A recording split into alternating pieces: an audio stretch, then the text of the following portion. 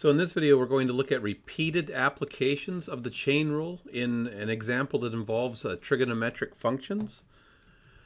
So I have the function f of theta equals secant cubed of 4 theta to the fifth minus 2 times the cosine squared of 4 theta to the fifth. And we're being asked to find the derivative of f of theta. So I'm going to go ahead and rewrite f of theta equal to the secant cubed. So when 3 is in this position on the secant function, you're really saying take the secant of 4 theta to the fifth and raise that whole thing to the third power. So this is the convention for raising that secant function to the third power, minus 2 times, and here you have cosine squared. So this is the convention that says, hey, you're really taking the cosine of the 4 times theta to the fifth power, and you're raising that cosine function to the second power. So we actually have function composition going on in several places here. I have the secant function inside the cubing function. I have the cosine function inside the squaring function. But inside the secant function, I actually have this fifth degree polynomial. And inside this cosine function, I have this fifth degree polynomial sitting there. So I have function composition going on. I have a function inside a function inside a function.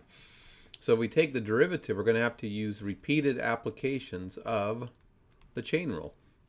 So here the outermost function is the cubing function. So the chain rule would say take the derivative of the outermost function first, and this is the cubing function. So the general power rule is going to say bring the 3 down into the coefficient position,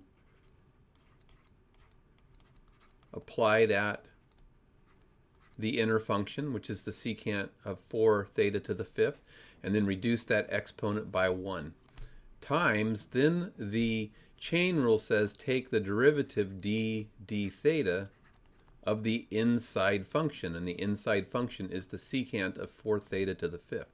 So take d theta of the secant of 4 theta to the fifth power, minus constant multiple of a squaring function is going to be 2 times the derivative of the squaring function.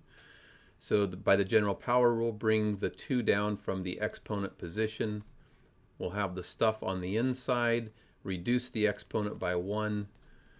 The stuff on the inside is the cosine of 4 theta to the fifth power, times, and then take the derivative of the inside function. So take d theta of cosine of 4 theta to the fifth power. And now we can continue to take the derivative. I have 3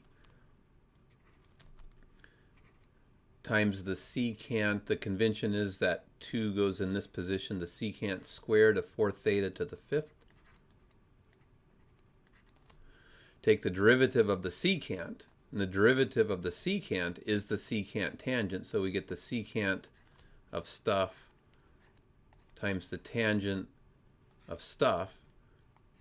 Here's the stuff, so 4 theta to the fifth times 4 theta to the fifth, times, the chain rule says now you have to multiply by d theta, the inside function, which in this case is 4 theta to the fifth, which was inside of the secant function. So take d theta of 4 theta to the fifth, minus 2 times 2 cosine of 4 theta to the fifth, 4 theta to the fifth, times, now take the derivative of the cosine, which is minus the sine of 4 theta to the fifth, and then by the chain rule we have to take d theta of the inside function, so d theta of 4 theta to the fifth power.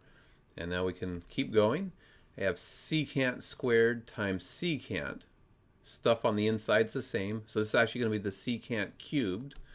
So simplifying these two terms a little bit, we get 3 times the secant, exponents 2, exponents 1, the same base, sum the exponents, secant cubed of 4 theta to the fifth, times the tangent of 4 theta to the fifth. Take the derivative of this. This is the constant multiple of theta to the fifth. So a derivative of a constant multiple is going to be the constant multiple by the times the derivative of the function. theta to the fifth, just use the general power rule, bring the 5 down into the coefficient position on theta, and reduce the exponent by 1, minus 2 times 2. I'm going to leave it like that, and you'll see why in a minute. Cosine of 4. Actually, we can do it right now, actually. So here what we want to recognize is we have 2 cosine sine. So actually the minus and minus will give us a plus. And 2 times the cosine of 4 theta to the fifth times sine of 4 theta to the fifth. We have a trigonometric identity that says if you have the sine of double any input you want, say x, that this is the same as 2 sine x cosine x. So if you have 2 sine stuff, cosine stuff, you get the sine of double the stuff. So in this case, 2 cosine sine is going to be just the sine of double the stuff on the inside, which is a 4 theta to the fifth. So that's a simplification by trigonometry. There we go. Double the 4 theta to the fifth, and then times the derivative of 4 theta to the fifth. So a constant multiple is 4 times the derivative of the function. Theta to the fifth, by the general power rule, the derivative is going to be 5 theta to the fourth. And now I can simplify things a little bit. I see that 4 times 5 theta to the fourth, 4 times 5 theta to the fourth shows up in each of the 2 terms. So I can factor that out. So 4 times 5 is going to be 20.